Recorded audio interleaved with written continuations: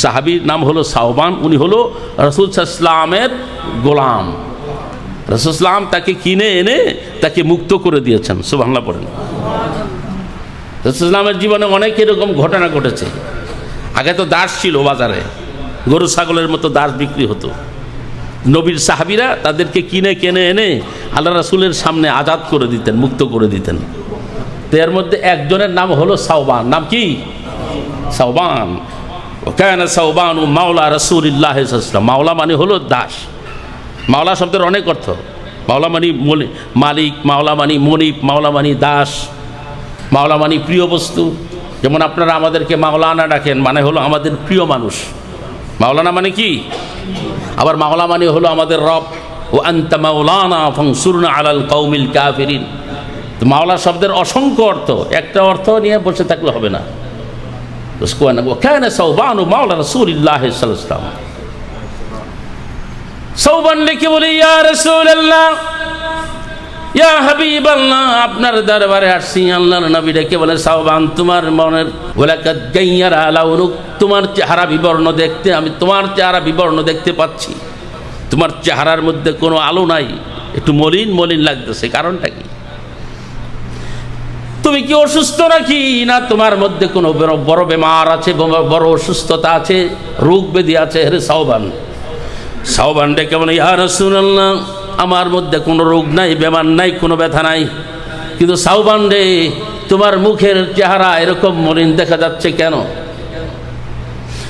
আল্লাহর নবীকে সাওবান ডেকে বলে, ইয়া রাসূলুল্লাহ, কিছুদিন পরে তো আপনি পৃথিবী থেকে চলে যাবেন, পর্দা করবেন, ইন্তেকাল করবেন, ওফাত হয়ে যাবে।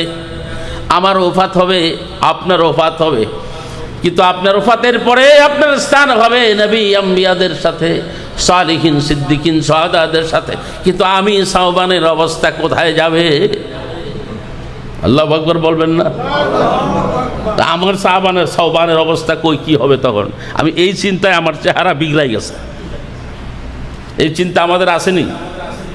মৃত্যুর পরে কোথায় যাবে? মৃত্যুর পরে আমার কবর খেয়ে যাবে? মৃত্যুর পরে আমার ফ্যামিলি, আমার আর বাড়িগুলি যদি ইয়াং থাকে তাইলে তো 4-5 মাসও যায় না, শাদি আরেকটা করে বলায়।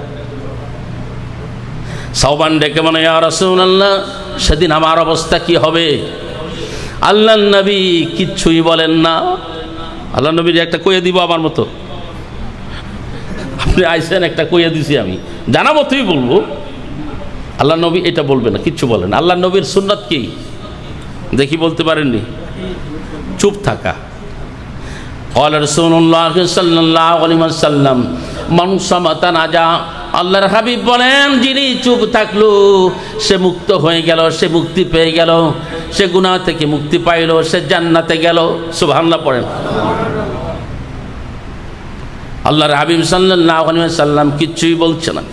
নজর করে দেখেন, হযরতে জিবরাইল আমিন চলে আসছে। জিবরাইল আমিন দাহিয়াতুল কারীমের চেহারায় ডেকে বলে, ইয়া রাসূলুল্লাহ, ইয়া হাবিবাল্লাহ, আপনার উপর সালাম, আপনার সাহাবী সাওবানের উপর সালাম। আল্লাহ তাআলা আমাকে সাওবানের খবর দেওয়ার জন্য আমাকে পাঠিয়ে দিয়েছেন। ইয়া রাসূলুল্লাহ,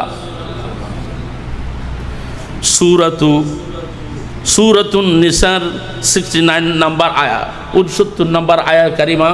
আল্লাহ তাআলা জিবরাইল আমিন ডেকে বলে, ইয়া রাসূলুল্লাহ, সাওবানের প্রশ্নের জবাব আল্লাহ তাআলা এখানে পাঠিয়ে দিয়েছেন। ওয়া মান ইউতিইল্লাহ ওয়ার রাসূল ফাউলাইকা মা'আল্লাযীনা আন'আমা আল্লাহু আলাইহিম মিনান নাবিয়্যিন ওয়াস-সিদ্দীকিন ওয়াশ-শুহাদা'i ওয়াস-সালিহিন ওয়া হাসুনা উলাইকা রাফীকা। আল্লাহু আকবার বলেন। জিবরাইল আমিন আয়াতে কারিমা তেলাওয়াত করে শোনায় দিলেন। এর মানে হলো, যার আল্লাহ এবং রাসূলকে যার আনুগত্য করবেন, মহব্বত করার পরে আনুগত্য, মহব্বত না থাকলে আপনি আনুগত্য করতে পারবেন না। এই জন্য রাসূল সাল্লাল্লাহু আলাইহি ওয়াসাল্লামের মহব্বত হলো ফরজ, ওয়াজিব। সাওবানের মহব্বতটা দেখলেন তো? আল্লাহ তাআলা ডেকে বলেন, হাবিবে যারা আল্লাহ এবং রাসূলের যারা ইতাআত করবেন, মানে আল্লাহ এবং রাসূল যা বলেছেন, যে ইনস্ট্রাকশন দিয়েছেন তা যারা মানবেন, ফাউলাইকা মাআল্লাযীনা, তারা থাকবেন তাদের সাথে, আল্লাযীনা আনআমা আলাইহিম, যাদের উপর আল্লাহ তাআলা তার বিশেষ স্পেশাল অনুকম্পা, বিশেষ রহমত, বিশেষ অনুদান, বিশেষ অ্যাডভান্টেজ, বিশেষ স্পেশাল ফেভার যারা পেয়েছেন তাদের সাথে। সুবহানাল্লাহ। কিয়ামত পর্যন্ত আল্লাহ এবং রাসূলের যারা ইনস্ট্রাকশনকে যারা মানবেন তাদের স্থান হবে কাদের সাথে? যারা স্পেশাল রহমত, বরকত, অ্যাডভান্টেজ আল্লাহ তাআলার কাছ থেকে পেয়েছেন। তারা কারা? তারা হলেন আন-নাবিয়্যিন, নবীরা, নবীদের উপর সবসময় আল্লাহ স্পেশাল রহমত করেন। ওয়াস-সিদ্দীকিন, যারা সত্যবাদী মানুষ তারা, সুবহানাল্লাহ পড়েন, যারা সত্যবাদী তারা আল্লাহ এবং রাসূলের সাথে থাকবেন। ওয়াস-সালিহিন ওয়াশ-শুহাদা, যারা ইসলামকে, ইকামতকে প্রতিষ্ঠা করার জন্য, দ্বীনকে প্রতিষ্ঠা করার জন্য নিজের জীবন দান করেছেন। সুবহানাল্লাহ পড়েন। নিজের জীবনকে যারা কুরবানি দিয়েছেন তারা হলেন শুহাদায়ে কেরাম। তারা ওয়াস-সালিহিন, যারা ওলি আবদাল, আরিফিন, সালিকিন, মুকাররাবিন, এই চার প্রকার মানুষের সাথে কিয়ামতের দিন এবং যারা যেদিন তাদের দাফন করা হবে তাদের সাথে দেখা হবে। দাফনের পরেই মুনকার নাকিরের প্রশ্নের জবাবের পরে, অ্যাফার্মেটিভ পজিটিভ আনসারের পরে তারা দেখা করবেন। সুবহানাল্লাহ পড়েন। হযরত সাওবান বড় খুশি হয়ে গেলেন।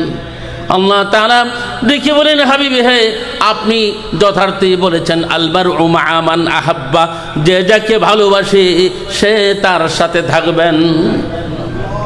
আল্লাহর নবী কি বলছে যে আমার সাথে তুমি থাকবা? ন, এই কথা বলেন নাই। আল মারউ মা'a মান আহাব্বা, সাওবান তুমি যাকে ভালোবাসো তুমি তার সাথে থাকবে। তা আল্লাহ তাআলার আর ধৈর্য হলো না। আল্লাহ তাআলা বলে দিলেন, হাবিব হে, আপনি সাওবানকে এই কথা বলে দেন যে সাওবান আপনার সাথেই থাকবে। সুবহানাল্লাহ। তো নবীর সাথে যদি কেউ থাকে তাহলে তার আর চিন্তা কি? এই জন্যে আল্লাহ তাআলা দুনিয়াবাসীদেরকে খবর দিয়ে দিলেন, কুল ইন কুনতুম তুহিব্বুনাল্লাহ ফাত্তাবিউনি ইউহিব্বুকুমুল্লাহ ويغفر لكم ذنوبكم والله غفور رحيم। হাবিব হে, আপনি বলে দেন, তোমরা যারা আল্লাহকে ভালোবাসার দাবি করো, আল্লাহকে ভালোবাসে কারা? বলতে পারবেন না? আল্লাহ তাআলাকে ভালোবাসে দুনিয়ার সবাই। কাফেরিন, মুশরিকিন, মাজুসি, ইহুদি, খ্রিস্টান, মুশরিকিন সবাই আল্লাহরে মহব্বত করে, সবাই আল্লাহরে মানে, কিন্তু রাসূলকে মানে না। রাসূলকে মানে যে কালাম হাকিমের মধ্যে আসছে, হাবিবে হে, আপনি যদি মুশরিকদেরকে প্রশ্ন করেন আকাশ কে বানিয়েছেন, মান খালাকাস সামাওয়াতি ওয়াল আরদ লা ইয়াকুলুন্না আল্লাহ, অবশ্যই তারা বলবে আল্লাহ বানাইছেন। তাহলে আল্লাহরে মানে, কিন্তু রাসূলকে মানে না। রাসূলকে মানে আল্লাহ তাআলা বলে দিলেন, হাবিব হে, যারা আল্লাহ তাআলার ভালোবাসা দাবি করে, ফাত্তাবিউনি, আপনি তাদেরকে বলে দেন তোমরা অবশ্যই তোমরা আমাকে ইত্তেবা করবে, আমাকে তোমরা কি করবা? ফলো করবা। ইউহিব্বুকুমুল্লাহ, তাহলে আল্লাহই তোমাদেরকে ভালোবাসবেন। শুধু তাই নয়, ওয়াগফির লাকুম যুনুবাকুম, আল্লাহ তাআলা তোমাদের সমস্ত গুনাহসমূহ মাফ করে দিবেন। এখানে অনেক হাদিস আছে সাহাবীদের এক্সাম্পল অনুসারে। এক সাহাবীর নাম ছিল আব্দুল্লাহ ইবনে রাওয়াহা। আব্দুল্লাহ ইবনে রাওয়াহার নাম শুনছি। মুতার যুদ্ধে রাসূল সাল্লাল্লাহু আলাইহি ওয়াসাল্লামের পূর্ব ঘোষণা অনুযায়ী আল্লাহর পথে যিনি শহীদ হয়েছেন, এর মধ্যে একজন নাম হলো আব্দুল্লাহ ইবনে রাওয়াহা।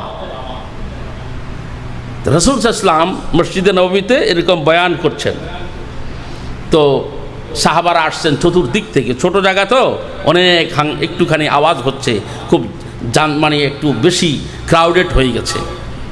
তা আল্লাহর নবী বললেন, ইয়াকুলু ইয়াকুলু ইজলিসু, আল্লাহ নবী বললেন, হ্যাঁ আমার সাহাবীরা আপনারা বসেন। আব্দুল্লাহ ইবনে রাওয়াহা বহুদূর থেকে এই আওয়াজ শুনেছেন। আব্দুল্লাহ ইবনে রাওয়াহা বহুদূর থেকে আওয়াজ শুনেছেন, যেখানে আওয়াজ শুনেছেন সেখানেই বসে গেছেন। সুবহানাল্লাহ পড়েন। বহুদূর।